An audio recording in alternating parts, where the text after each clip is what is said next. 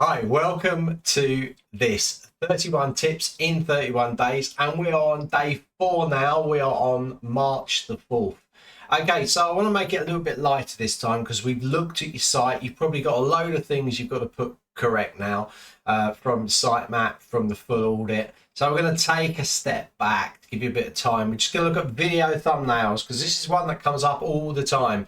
Super simple. We're going to go on our site. Now, if you've uploaded a video onto your site, you might well have a funny pose like this or like this. And that doesn't look very good, does it?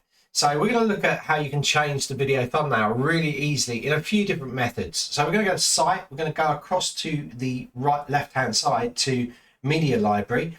And then I'm going to filter my video. So I'm going to go up to this little filter. I'm going to go down to video. So in here, I've pretty much done them all, but this one down here could be better. So to update the thumbnail of this, I'm going to click this little edit button down here. See that little edit button? So if I just move myself out the way a little bit here, you'll be able to see like so. In fact, I'll turn myself off. Okay. So you can see that there's a little button down here where I'm clicking, right? So click that. Edit, and you're going to see here, and it's just update thumbnail. So what you're going to do is go open it up. Now we've got a few things. You can upload a custom thumbnail, make sure it's the correct size, 1920 by 1080, right? 1920 width by 1080 pixels height.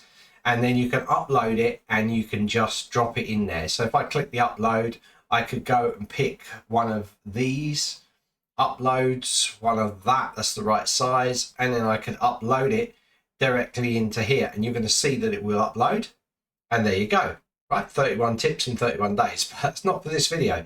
So I'm going to update the video again, and I'm actually going to play it, and I'm going to pause it where I want to grab the frame from. So you might grab the frame from here.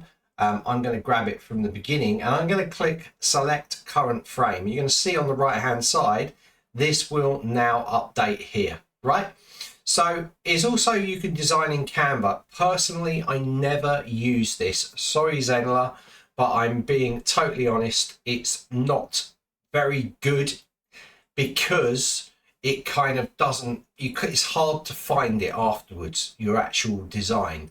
So I prefer to go on Canva, download something 1920 by 1080, and then I can then upload it manually, and I've got it on my computer then at size. So sorry, Zenler, but I don't do that with this, right?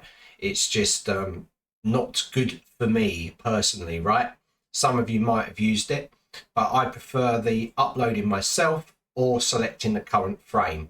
Once you've done that, you just close it down, and now that will be the correct. You don't save anything. Once you've done it, then it will become the right size. So if I go into the video now, and we look down here, you can see it's the correct video.